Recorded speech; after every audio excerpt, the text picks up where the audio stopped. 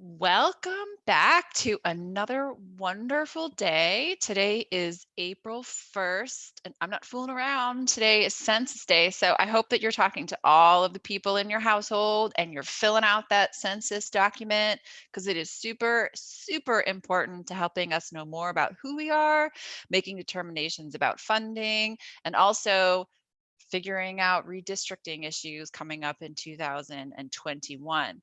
So you know who I am, Miss Hitch. I'm here from Nova. Today, we're going to move right on through to look at topic 5.8, where we're going to take a look at some primary source documents so that you can explain how elections are governed by state governments, parties, and the federal government. And I know that you've got it when you can successfully explain the claim of a primary source document. So again, we're looking at source analysis 4B. Like I said, last class, we're kind of going slowly through these skills and interpreting text-based passages and stimulus questions to help us prepare so that we can kind of like really slide into the argumentation FRQ nicely. We're going to be taking a look at the different processes that work in elections today. And I know that some of you have said, Ms. Hitch, you move so fast. Today is going to be one of those days, again, where I'm moving fast. Unfortunately, there's so much content jam-packed into this one teeny tiny little unit that I have to just fly through the content. Please remember, you can always watch a recorded version and pause it to catch up. All right, so minor factual error corner. Patricia pointed out to me yesterday was Cesar Chavez's birthday. I don't know how I missed that. My gosh. Oh my gosh. I mean, it's insane, right? Okay. So I did some sleuthing because I wanted to really make this up to you guys for missing that really crucial point. Cesar Chavez Day is not a federal holiday, it's a commemorative holiday. Maybe we can work on that using our participatory democracy skills that we've been talking about. But if you live in Arizona, California, Michigan, New Mexico, Utah, Washington, and Wisconsin, maybe you would have had school off today because you were commemorating that state holiday. And you would find that it would be optional in Colorado and Texas, and there's festivals probably not in person in Nebraska and Nevada. But that's how we celebrate the work of this fine gentleman and his work for the farmers of America. Farm workers, pardon. All right, so guest question number 1 is from a student, Helen, out of Mount Hebron High School. What's up to Mr. Duke? So we have a great question here about where's the Bill of Rights in the essential docs that I posted yesterday, and it's down there under the comment section. You can kind of go back and find that information. So it's a great point for us to say that this is frequently something that a lot of people get kind of confused about because we talk about the Bill of Rights like they're a standalone document. And they were for a short period of time, but they are the first 10 amendments in the amendments, which are found on page 15 of that document. Anything from 11 on were added afterwards. And unfortunately, or fortunately, depending on how you feel about this issue, the 28th Amendment is in political limbo. It's to be determined soon. The state that I hail from, the Commonwealth of Virginia, ratified it, but there was an expiration date that was put in there that expired quite a long time ago. And there is some political hubbubbery that's trying to figure out whether or not we're going to accept it and enroll it into our amendments officially. We'll figure that out later. We'll figure it out later. Okay. Caden is back again to talk to us about some trends in American politics, pointing out that there's been increased party cohesion and discipline, as well as a rise of hyperpartisanship. And that seems contradictory. Wanted to know what led to this. And so this is such a fascinating thing to take a look at. And there's so many different things that get into that. I tried to kind of distill it down, and we're going to spend a little bit more time today in class looking into this in a little bit more detail, because that trend in American party politics of increased party cohesion and hyperpartisanship is alive and well in our elections, and it's kind of threaded all throughout there. So we're going to, buckle your seatbelt because we are going to go right into it today. First thing we're going to do is we're going to stop and reflect on the passage that I left you with last class, where I was asking you to look at topic, position, and evidence. And so I want to make sure that we come back around and take a look at this. Our topic would have been the use of digital advertising in campaigns. The position is that it's bad for democracy, the writer. And if we're looking to see where that evidence is, we want to focus in on things like advertising on social media to smaller publics is called micro-targeting with ads that are not publicly accessible. We like transparency. It helps us understand what's going on in democracy so we can have a full and vibrant conversation in the marketplace of ideas. And Ravel's quote about us not being in a marketplace of ideas, we're not being exposed to different views. So it's very difficult for us to make any determinations about what's really good for our public interest, for our personal interest as well. So with that in mind, we might want to think here today a little bit about how elections are going to connect citizens to your elected representatives, because that's a critically important component of American democracy. We live in a Republican style democracy. And so we know that there are several different ways in which we try to connect our representatives to ourselves. And one of those ways, one of our linkage institutions, are elections. Elections, again, are organized events that are run by parties and or states for citizens to indicate preferences for elected office holders. We hope that what comes out of that is some indication, whether directly or indirectly, of who we would like to hold office. And it's going to reflect that decentralized control of parties that we talked about 2 classes ago. Those state parties are going to be working in conjunction with state government to carry out those nominating contests and also the general election, which is a little bit separate. They just go ahead and do that on their own. It's impacted by a lot of different factors, and a lot of these are some kind of juicy vocabulary words that we're going to walk through today. So I'm going to be pulling these 8 bullet points out kind of bit by bit to make sure that we understand what this is and how this works. So instead of reading that to you, I'm just going to kind of launch on and go through them as they appear. So the first one is incumbency advantage phenomenon. And this is something that I alluded to last week about the incumbency advantage phenomenon. We talked about how if you are in the House, you get about 80% of the time you're reelected because of that incumbency advantage. And if you are in the Senate, you are about 70%, something, kind of oscillates where depending on where we are in time, what's going on, whether or not you have a shift in party control, so on and so forth. I mean, we could have talked about a lot of factual stuff, things like the fact that since before the Civil War, members of Congress had what was known as a franking privilege, where so long as they signed an envelope, they were able to use and send information about what they were doing to their constituents for free. It was on the American taxpayer's dollar, and that was really a really direct form, a really direct way of controlling political messages, because the press was not as kind of interwoven into American public as it was now.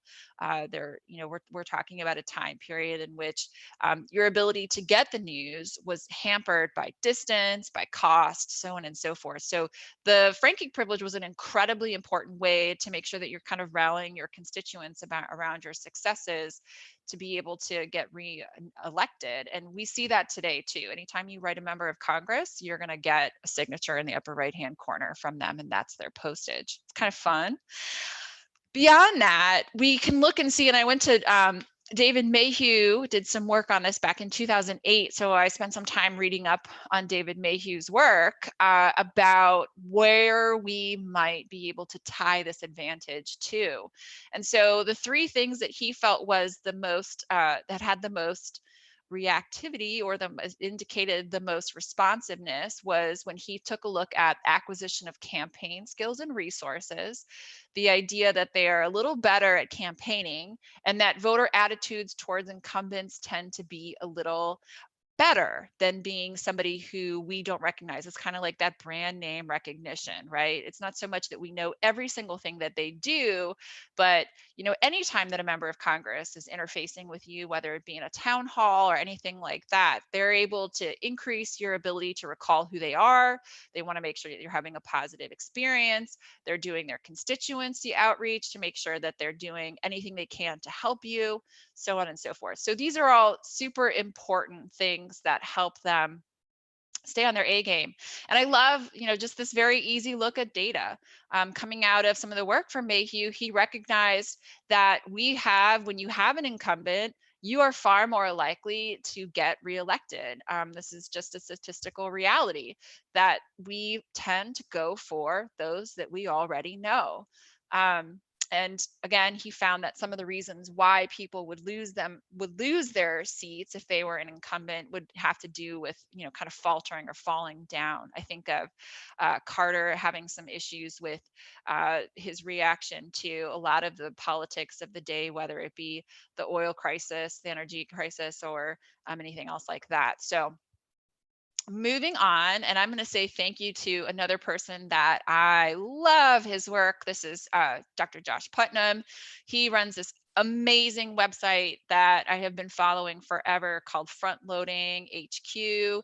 And he is constantly putting up this just super amazing data for us to take a look at. So thank you to him for letting us borrow his information today. Taking a look at caucuses versus primaries, I know this was something that received a lot more press attention this time around than I think maybe in previous presidential years. I think there's maybe some curiosity in terms of what the difference is. So if you are from a state like Iowa, this is gonna be like not that interesting to you, right? Like, what this is. But for everyone else, when we're taking a look at these caucuses, they are not, you're showing up, that's rounds of voting. You show up and you indicate at a particular time, you kind of close the doors behind you. People are having very public discussions with everyone else around them, and they're generally closed to the public. So that means that if you want to attend a caucus, you have to have registered as a member of a certain party. So you are going to arrive there, you are going to have an idea of who you would like to vote for as your preferred presidential candidate for the party. You're going to have very, very public conversations with people that are your neighbors. We're talking about, this is happening in precincts of, 2,000 to 3,000 people. People in these communities. And they are going to try to convince you that you need to come onto their team, and you are going to try to convince them that they need to go to your team. And so they'll have rounds of voting until they get to the required threshold to be able to indicate who has won that precinct. Caucuses generally take multiple rounds beyond that. So you'll see a caucus will be at the district level at one point in time, and then later on, they'll select delegates to go to the state level. So it's lots of different rounds of very public conversations. Primaries, for the rest of us, we know that they're asynchronous one-time voting via ballots that are done with an Australian ballot. And Australian ballots have 4 characteristics. They're done in private, they're printed at the state's expense. They list all of the characteristics of, they list all of the qualified voters. And now I've forgotten the 4th quality. All my AP Gov friends are like, oh, yeah. Here's what it is. Go ahead. Correct me on the Twitter. Please tell me what that 4th characteristic is. And if you know because you're a student, because you know what it is, then hey, same to you. You'll make it to the MFE corner tomorrow. Okay, open and closed primaries. We are going to go back to a thing that I referenced a couple classes ago called the McGovern-Fraser Commission. It is a committee, and there's going to be, that's the first time we saw it after 1968, after the debacle that happened in Chicago with a Democratic nominating convention. But we will see subsequent rounds that will go through kind of almost like we're doing an autopsy of every election, in which they'll take and evaluate how effective it was at balancing the public's interest with the party's interest.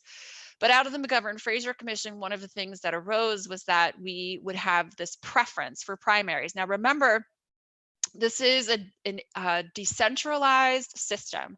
So the party at the national level can't come into a state like Virginia and say, we want this to be open, right?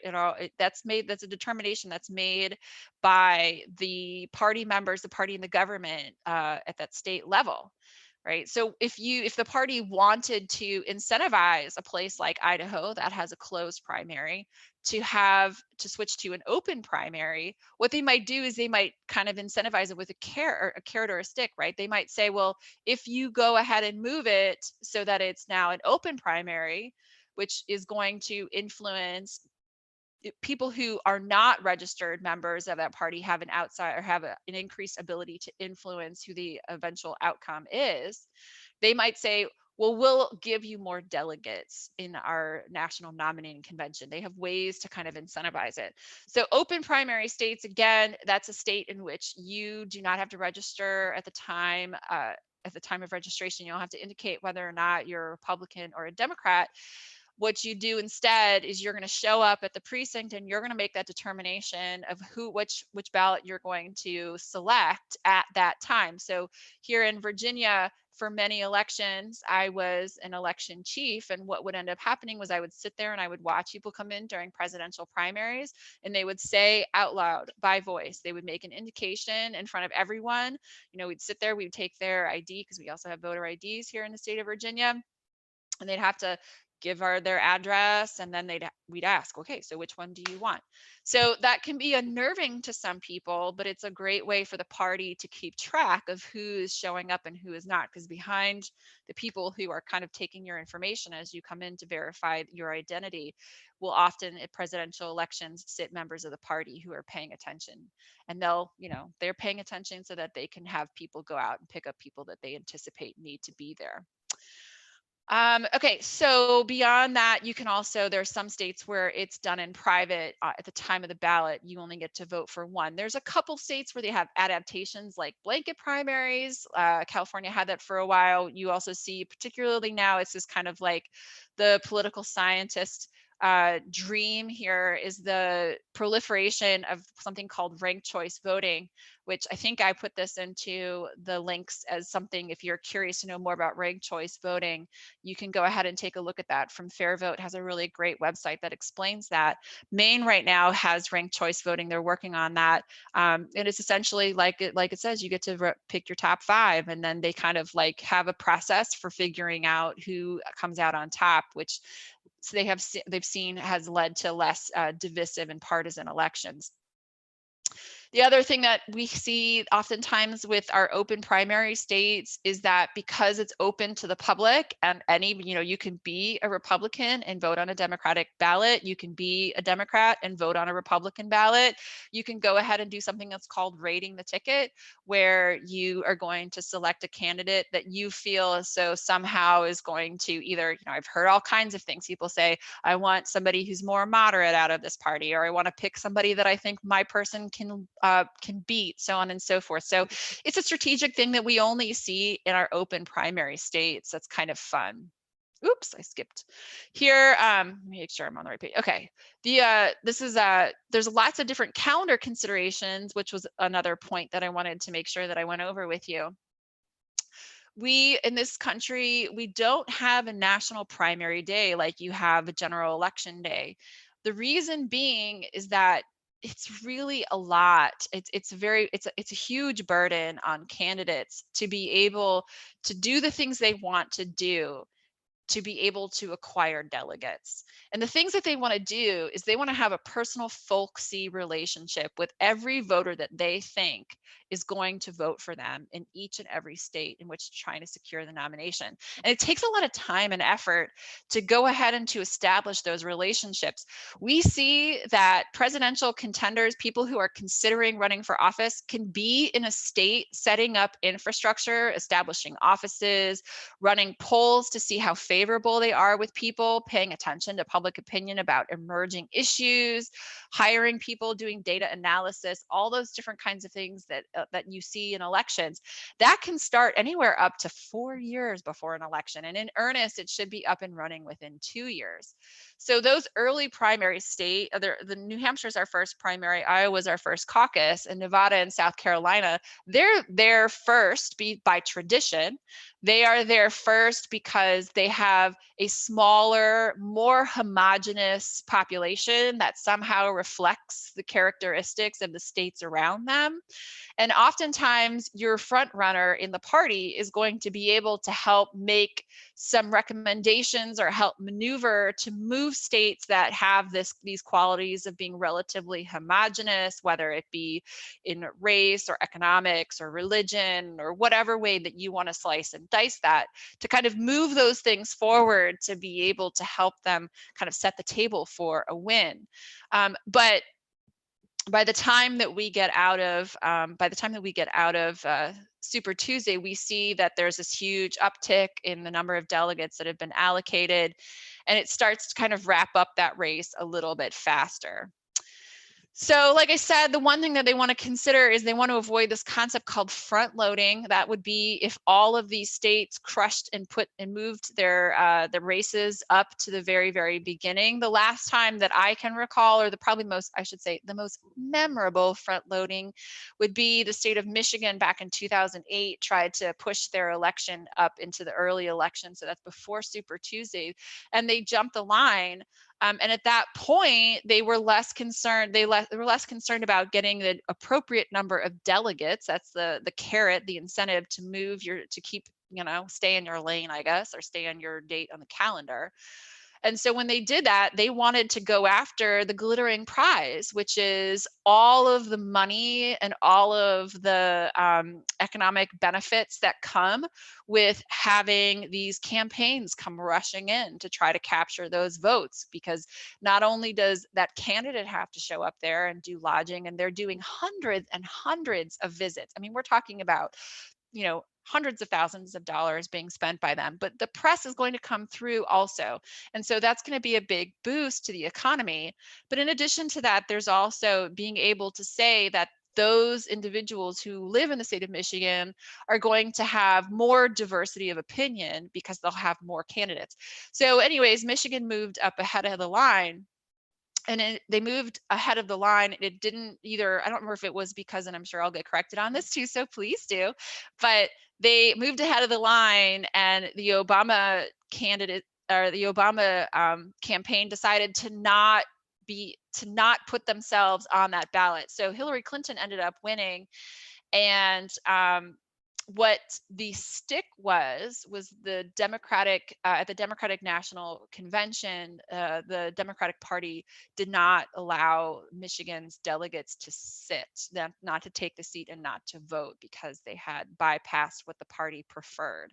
So this is kind of, like I said, it gets at that decentralized quality of how this is happening. States want to go as early as possible, but they don't want to have delegates taken away. And if you're a big Democratic state like New York or California, you want to increase the number of people that are there without losing balancing that with being able to have more of an input on who is going to win that nomination.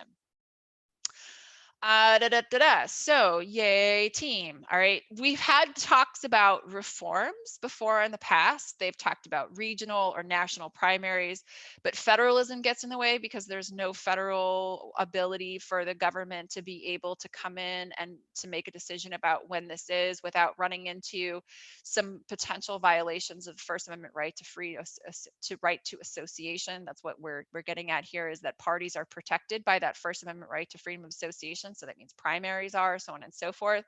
And there's limited constitutional authority for them to get involved in these private decisions. Okay, so the next one is the difference in preference for winner take all versus proportional allocation of delegates. I'm able to show this to you in a graph, but first I want to define. In almost every single state for the presidential election, you will have the entire state's cadre of delegates that are kind of decided beforehand. And what ends up happening is, if it's winner take all, the person who wins that state just has to win the most votes. They kind of have to clear that threshold. So whatever that, determination is, if there's 5 people, you have to get at a minimum just above 20% of the vote if everybody was split equally, to be able to secure all of the delegates. Now that's pretty crazy, because I want to remind you that if you are in a winner take all state and there are 5 people running, and those 5 people split that vote almost completely evenly, the person who ends up getting all of those delegates, yes, they've won, right? Let's say they've won by 1 vote, right? So they've got 20% of the vote plus 1. And then that means that for everyone else in the state who voted, 80% of them did not vote for you. So that can lead some people to some very unhappy times, which is why an alternate is proportional, proportional allocation, which in that point, we're looking at, you know, whatever you do, and in the Democratic Party, you have to get above 15%, but whatever, for the most part, whatever, if so long as you clear that threshold, you get to have, you know, a number of delegates that reflects how well you did proportionally statewide. So we see that, you know, there's, like I said, we have to think federalism gets involved in this. It helps us understand why every state does it differently. There's decisions that the party has made at that state level that goes that way, but also there is a preference that we can also see kind of come to the surface when we think about parties as well, which a really great way of looking at this gets back to that idea of ideological versus group benefits. We talked last time, I think it was last time or two classes ago, about how Republicans tend to be more ideological. They like people to stick to their principles.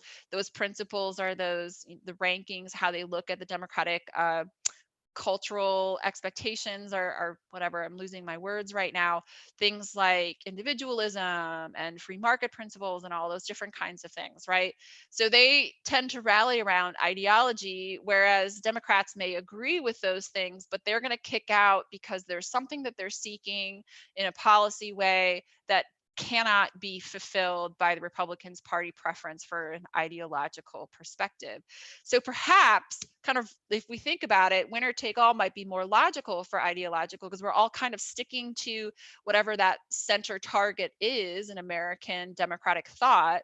Whereas group benefits, we might want to allow all of those different disparate publics who can't be fulfilled by the Republican Party to get, you know, their time in the sun, to be able to try to work to kind of mobilize their forces to acquire delegates to reflect their needs. That's just a theory I have. I know a lot of you guys like to ask me, like, is this proven? It might be, but I think that's an interesting relationship that we see there. I'm not saying it's a correlation. I'm saying it's an interesting kind of thing that we see. I'm not even saying it's causation. It's just interesting that we see both of those things. When we get back to super delegates versus delegates, we see here is that individuals, we have this thing. So 1968 happens, right? And prior to 1968, the thing that is almost insane if we think about this today is that the American public, when they went into a voting booth for primaries and caucuses, it was more caucuses in 1968 than we have today. They were selecting their delegates, right? The delegates who went to the National Nominating Convention, who would be there to determine who would become president. Now, it's really important for us to remember that the American public did not know necessarily who was going to be the nominee. It was kind of just left to these political bigwigs to make these determinations. And you often saw this kind of topsy-turvy way of like regional party coalitions trying to put forward what we call a native son, somebody who's kind of a rising starling in their regional area, to get them to secure the nomination. And there was a lot of pushing and pulling, and it all happened behind closed doors. And, you know, we started to have a little bit of public, some transparency. So you can actually watch videos of the debate on the floor of the Democratic National Convention. And so after that happened, there's riots on the streets of Chicago. There's police storming the floor of the 1968 Democratic Convention. It's very dramatic. It's very insane. What we see is that the Democrats rally the troops and they say, you know, we lost the presidential election in 1968. Something drastic has happened here. It's also the time period in which we had our realigning election. So we need to figure out, like, what's the soul of the party? And they had this McGovern-Fraser commission come back and take a look at some things to make it more lowercase d democratic, make it more representative of the people who would be asking for assistance and getting their interests turned into policy. And so what they did was they started to say, well, we're going to allow you to vote directly for the delegate that's going to show up, but the delegates who show up at the Democratic National Convention, instead of voting however they want in whatever interest they think is best for the party, we're going to tie their vote back to the way that the people indicated in their primary election or their primary caucus. So there's this kind of like direct connection. Cool, right? Well, the party still wants to have an insurance policy, because one of the concerns that we have as soon as we turn over elections to reflect what the people want, sometimes the people can make decisions that might be out of sync with what the party thinks would help them nationally. So the party creates an insurance plan, and those are our super delegates. So our super delegates are individuals who they get to vote on the primary day or participate in caucuses. They're generally people who we would find in the party organization, or maybe even in the party and the government, people who are super influential, who have vision to see like what does the party want to come out of this. And on the floor of the convention, they get to vote again, this time as an individual. They get to have those presidential candidates come to them and try to woo them and say, like, I want you, Ms. Hitchcock, because you are a super delegate. When you get to vote as an individual, I want you to vote for me, and here are all the reasons. So we still have this kind of wooing of our political bigwigs as a way to be able to ensure from self-destruction of the party's national interests. So we see it's in the Democratic Party, 15% in 2016. A lot of times, depending on what textbook you read, sometimes I see them not say like the Republicans don't have them either. Well, they did, and they do, not to the same extent. It was 7% of the delegates in 2016. And it's again, it's an important honor, a way for the party to be able to kind of steer the ship should things go off the rails and they have a concern over the delegate or the eventual candidate. So that brings us to general elections and the Electoral College. What we see here, first of all, is that federal general elections are required by the Constitution on even numbered years, and that's kind of just the way the calendar fell after ratification. After that, we have a federal law that's in place that says that we have to have elections on the first Tuesday after the first Monday in November. There's a great story about why, but we're running out of time. So maybe I'll find a video that explains to you why. It has to do with agrarian society and the amount of time it took to get to the polls, which were usually at the county seat, which is the biggest town, which the courthouse, and also the fact that we were predominantly agrarian, so it just took a lot of time. We wanted to avoid this, like days of worship and so on and so forth. So I basically told you the story, just kidding. All right, electors though is left to the states to determine by the Constitution, and it's not going to be until the election of Andrew Jackson in which electors are going to be chosen by an election, right? So what we had prior to that was electors, and it's kind of like it changes between 1788 and 1824, 28, whatever that year is. We have this gradual movement towards taking it away from the state legislature directly appointing electors to putting it in the hands of the people to make those determinations. So today, yes, even though if you go to vote in November, this November for the presidential election, you're going to see the names of the two individuals who are running for president and their vice presidential candidates, right? However, you're only voting for them symbolically. What you're really doing is you're voting for a slate of electors that they've already asked to vote for them.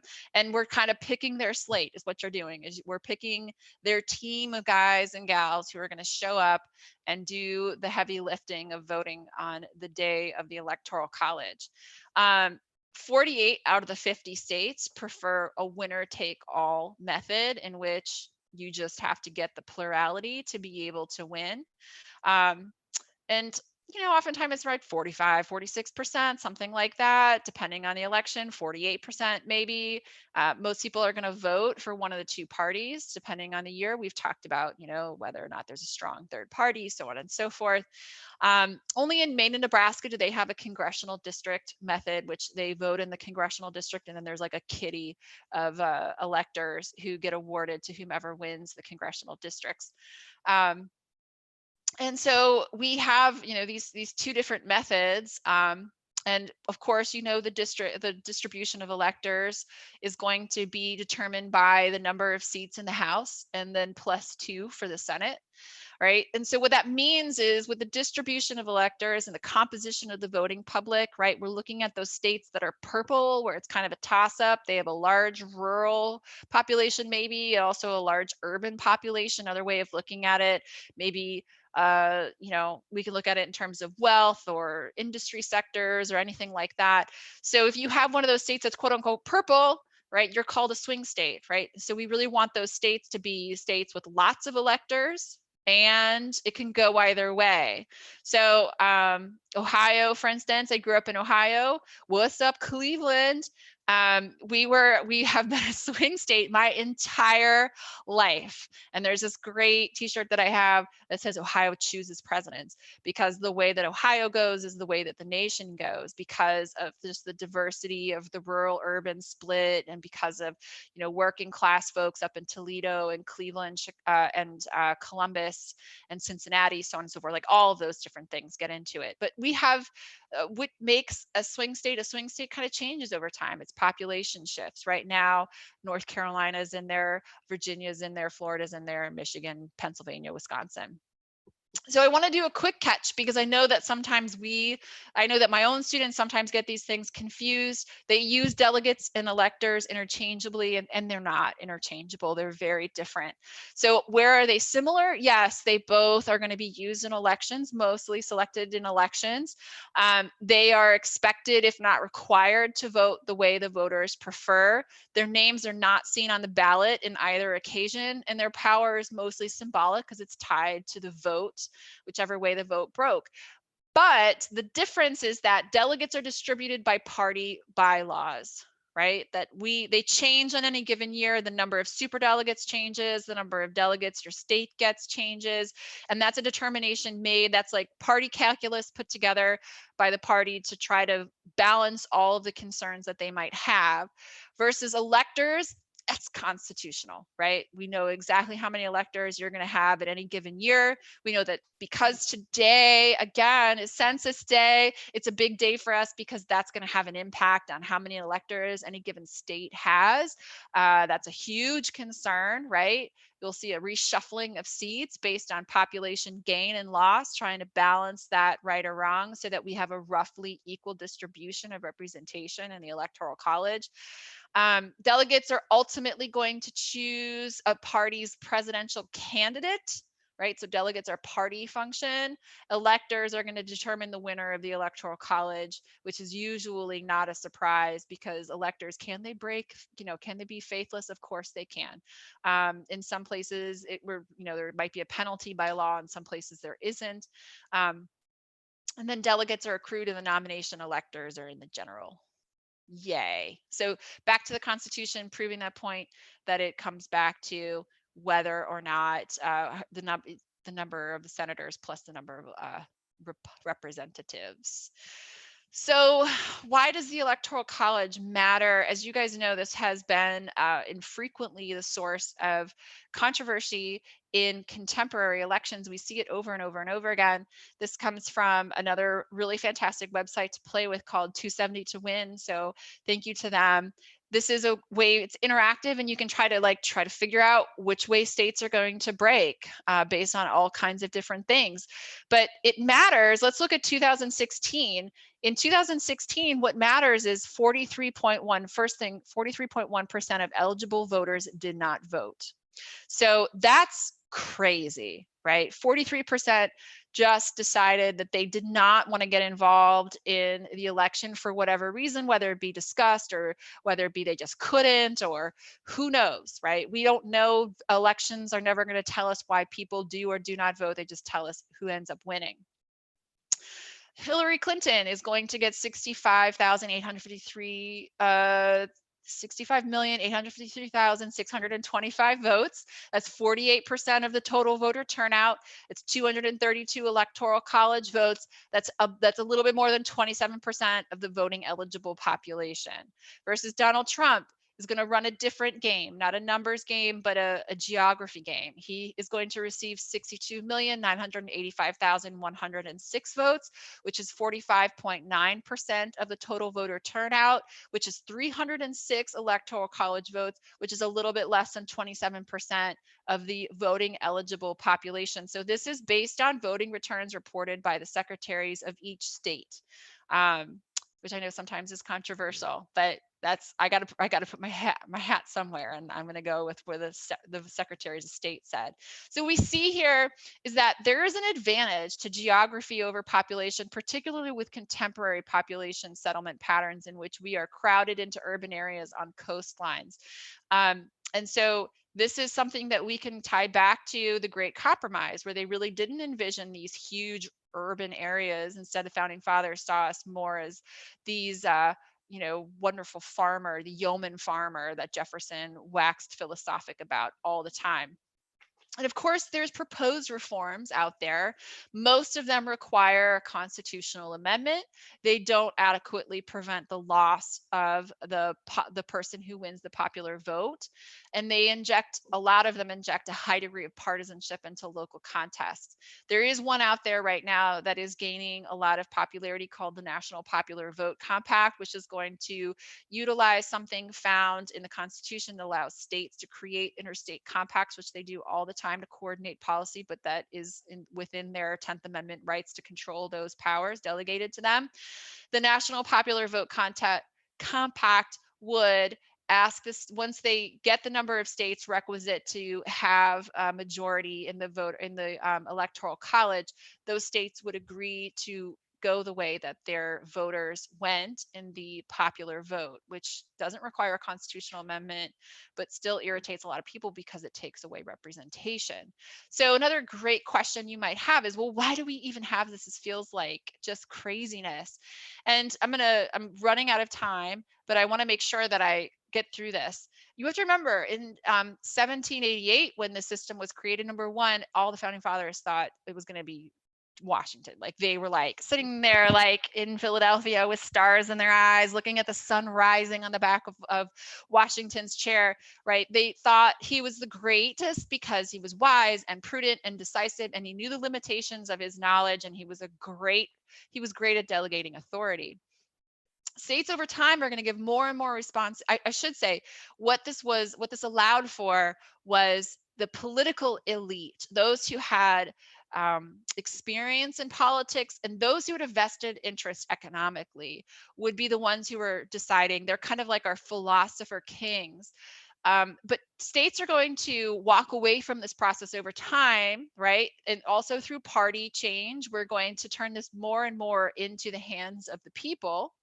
And so what happens is that insurance policy no longer really works, right? So the way that the founding fathers, Hamilton in particular, said he was like, we're not going to have any problems because people who are going to subvert this for personal gain would never be elected. Maybe they'd be elected once, but they'd never be elected twice, because at this point in time, we didn't have term limits.